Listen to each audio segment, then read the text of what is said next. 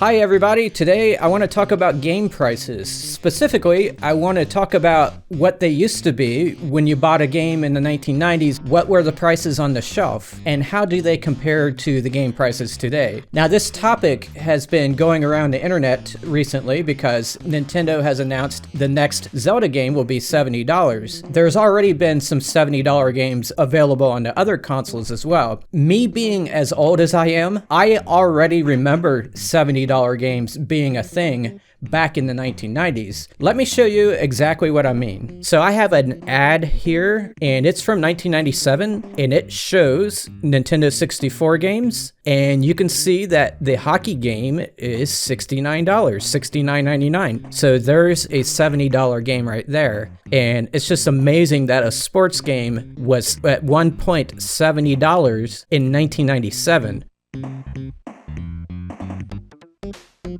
Mischief Makers, $60. Mario Kart 64, $60. These are very expensive. One thing we have to think about, though, is inflation. What are those prices adjusted for inflation? Here's a grocery ad from 1947, and the bread is 15 cents. Some people might think, oh wow, you could just walk into a store and buy the whole aisle of bread at 15 cents a pop and you would be able to just fill up your car and go home. But for most people going into a store in 1947, they likely had less money in their account and less money in their pocket than people do today. So it's all about inflation. What is 15 cents in today's dollars? Well, that's real easy to figure out because there are these online inflation calculators. I've used several of them and they all come back with the same results. So I think they're all using the same formula, but you can plug in the year and see what the dollar equivalent is to 2023. So that 15-cent loaf of bread would cost $2 today, which is still pretty affordable. I think most of the bread on the shelf is above $2 today, so it was actually a better deal back then. But the point is, 15 cents equals $2 in today's dollars. You can use the same type of calculator to recalculate the prices of the video games. So if we go back to that ad, here's what the prices are when adjusted for today's dollars.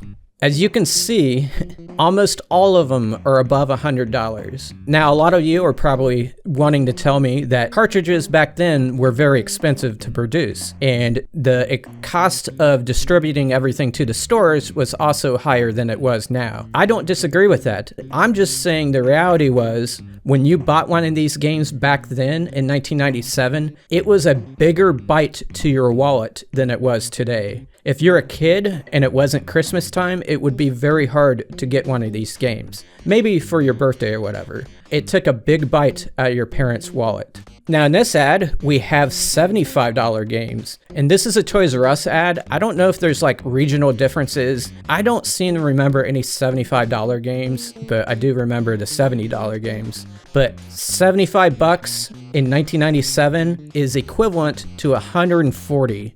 Tremendously expensive, and you can see all the games on that page are above $100. When adjusted for inflation, the N64 might have been the most expensive games for a system except for Neo Geo.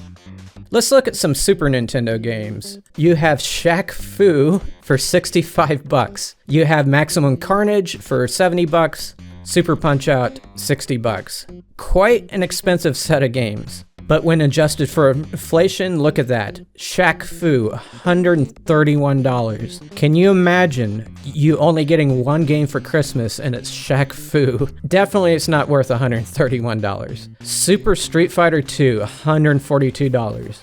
Now, I didn't do that recalculation for every system, but I do want to show you some more ads. Here's a KB ad for the Sega Genesis. You have Kid Chameleon coming in at $53. John Madden Football, $46.99. I definitely remember these prices. The average game on the Genesis was probably $50. By the way, I do want to point out there's this really cool video on YouTube, and you guys should pull it up. I'll put a link in the description. So somebody in 1990 grabbed a camera and went inside a Toys R Us. The video goes quickly, so you have to pause it, but you can see all kinds of various prices at this Toys R Us, and we see Golden Axe for $60. That's a first generation game for the Genesis. So I think it had already been out a year or two, but it was $60. That's just amazing. Then look at Phantasy Star. We have $80. So let's go to that online calculator. $80 in 1990. Calculate $184.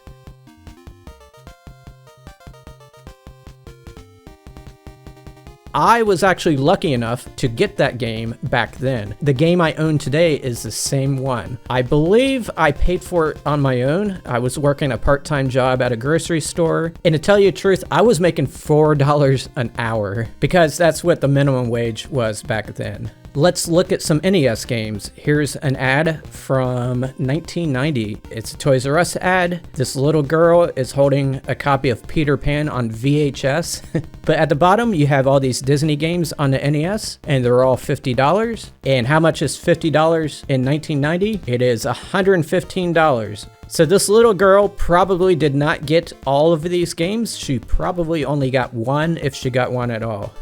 Here's an NES ad from 1992. The prices have come down for certain games, and that was a trend we saw a lot back then. After a game was out for a while, it would go down a lot. Nowadays, it doesn't seem like it happens that way for Nintendo games. I see Switch games at the store that are the same price they were several years ago when they first came out. But we have Tetris for $32, Deja Vu for $15, Mario 3 is still $45. I think in 1992 that was still new though. At this point, they were competing with the Genesis, so there was motivation for them to lower the cost. Let's look at some Sega CD ones. I did not recalculate these, but $50 was pretty much the average price for these things. Here's how much PS1 games were. They were upwards of $50. A lot of them were $42 and so forth. Just like the NES, these would come down in price pretty dramatically after they have been out for a few years.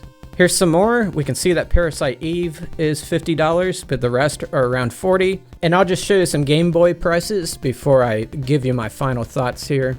It was a very affordable system. This ad is from 1998. So the bottom line is that when you walked into a store in the 1990s to buy video games, they were more expensive then than they are when you walk into a store today. Technically, if they raised the price to $100 for new games, they would still be cheaper than the games were in the 1990s. I'm just telling you what the reality is. I don't want them to raise it to $100. I think we'll lose a lot of gamers if we do that. I do want the video game industry to survive, and I want the people that make the games to make a lot of money, not necessarily the higher ups, but the people that are doing the programming stuff. I want them to be able to have a share of that price increase, and hopefully they get a raise or something like that. A lot of people make a lot of good points about how easy it is to distribute games today. You can just dump the data on a little Switch cartridge or burn it onto a disc for the PS5 or whatever, and the distribution networks are very well established. But they do take bigger teams to program. Breath of the Wild took 300 people 4 years to make, so I imagine that's quite an expense. So anyway, let me know in the comments what your opinion is on this matter. And also, do you remember walking into a store and seeing games up to $70? And was it a big pain to get your parents to buy it for you? Did you have to work extra hours at a job to afford some of those games? By the way, the video on the screen is being recommended to you by YouTube. It knows what you want, and it's telling you that you want to click that video on the screen. Take care, everybody.